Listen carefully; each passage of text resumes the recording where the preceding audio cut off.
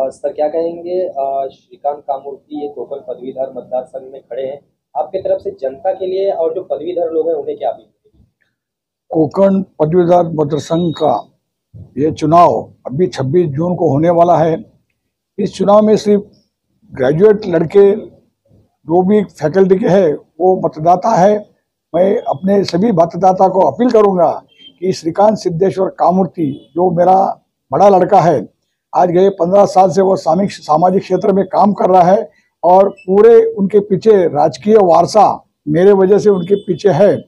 गए 40 साल से मैं राजकारण से होने की वजह से उनको राजकारण क्या चीज़ है सब मालूम है।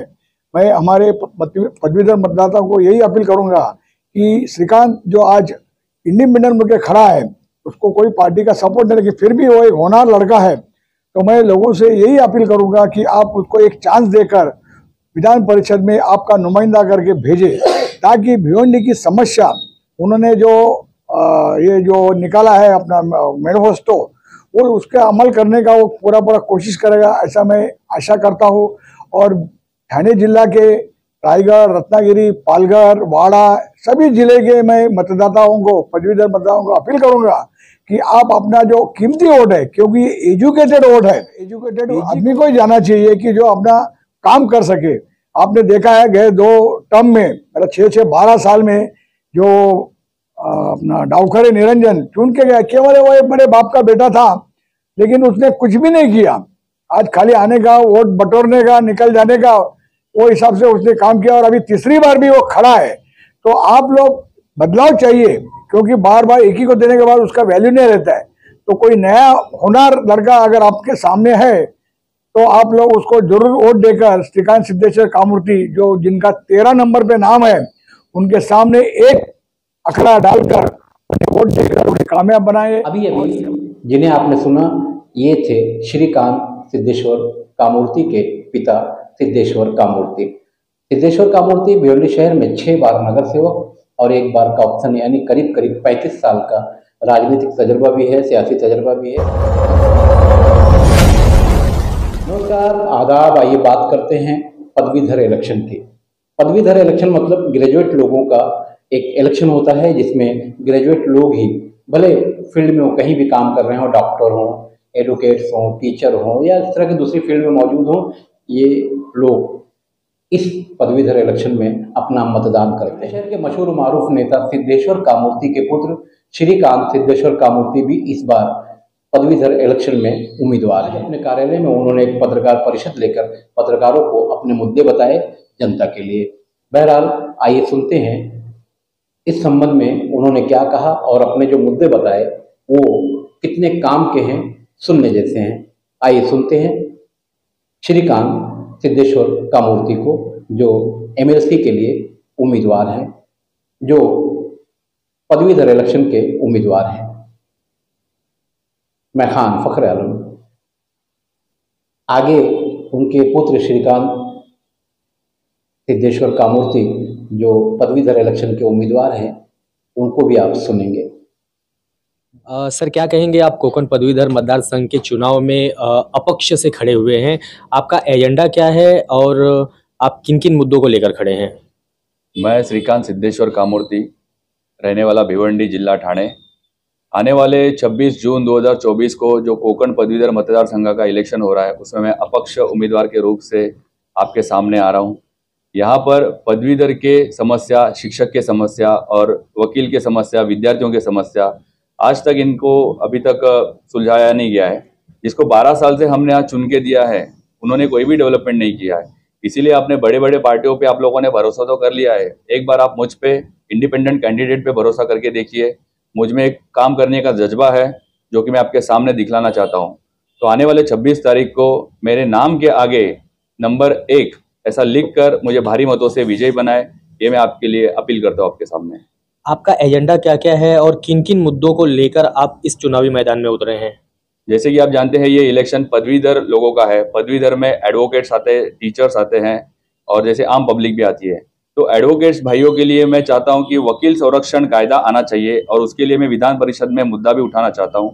और पदवीधर लोग जो है, जो ग्रेजुएट होने के बाद में जब उनको जॉब लगता है, तो प्राइवेट कंपनी में जॉब लगने के बाद उनको कम से कम 20,000 रुपया सैलरी तो उनको मिलनी चाहिए, ऐसी मैं सरकार से मांग कर सकता हूँ। और टीचर्स लोगों के लिए जैसे कि आप जानते हैं कि भर्ती प्रक्रिया जो है उनको अच्छी तरह से करने के लिए, उनका वेतन प्रक्रिया अच्छे से चलने के लिए और रिटायरमेंट के बाद जो पेंशन मिलता है उसमें भारी उनको अड़थड़ा आता है, तो उस तरह से उनको प्रॉब्लम सॉल्व करने के लिए मेरी पूरी कोशिश रहेगी।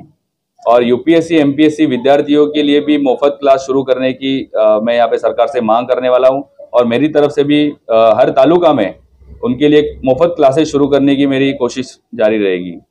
देखा जाए कि पिछले 12 साल से एक ही कैंडिडेट चुनावी मैदान में उतरता है और वो जीत कर भी आते हैं बहुत अच्छे वोटों से, लेकिन जो ग्रेजुएट लोग हैं उनको इस बारे में ज़्यादा अवेयरनेस नहीं है। तो उस बारे में क्या कहेंगे कि जो 12 साल से एक ही कुर्सी पर बैठे हुए हैं, क्या उन्होंने विकास नहीं किया इनके बारे में?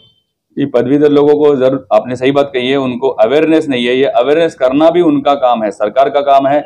जिनको हमने चुन के दिया है उनका काम है और उनके लिए हम क्या काम कर सकते हैं ये उनको दिखाना चाहिए। अब 12 साल से पदवीधर लोगों ने उनको मौका दिया है लेकिन उन्होंने कुछ किया ही नहीं है, तो लोगों को भी उसके बारे में पता नहीं है कि हमारी पावर क्या हो सकती है।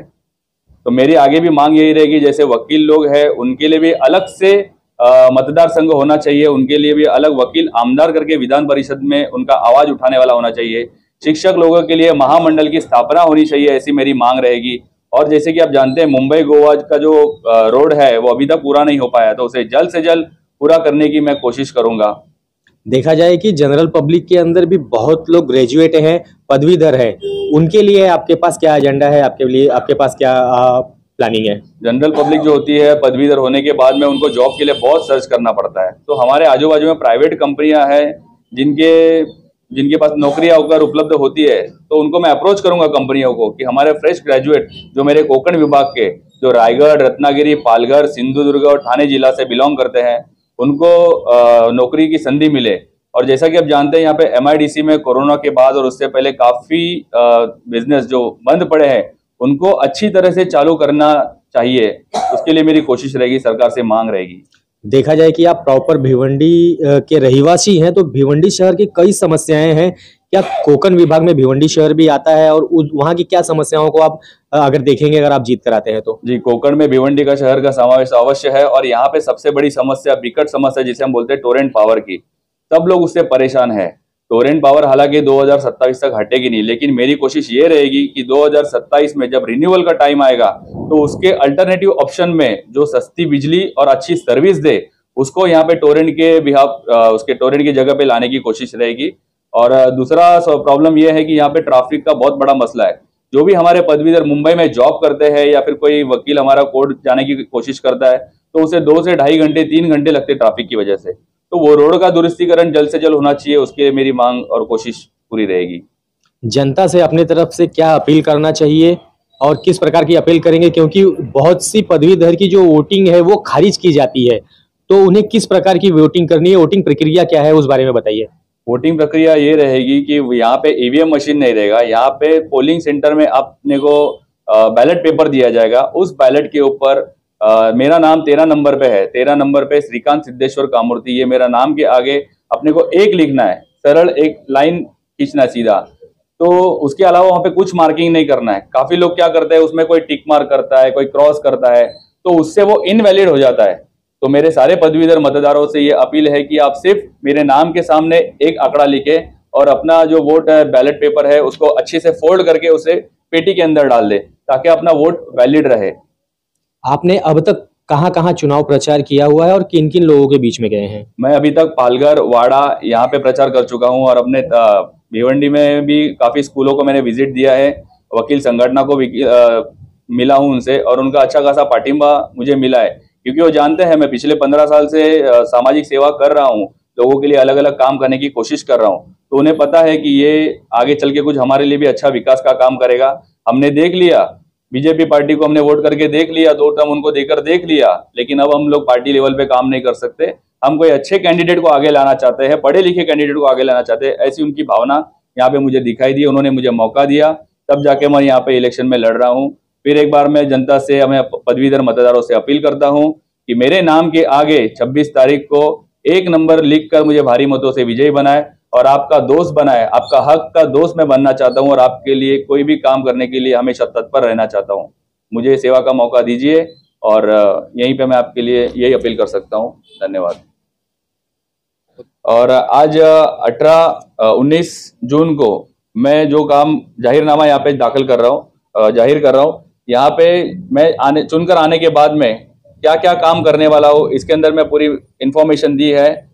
और मेरा आपसे वादा रहेगा कि 1 जुलाई को निकाल अगर मेरे फेवर में आया और जनता ने मुझे अपनी सेवा करने का मौका दिया तो इनमें से एक एक मुद्दा मैं अपने पर्सनल लेवल पे पूरी ईमानदारी से आपके लिए करना चाहूंगा।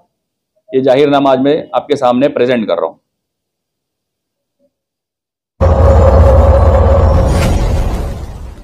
Mahindra first choice car and bike, India's number 1 certified used car company अब आपके अपने भिवंडी में।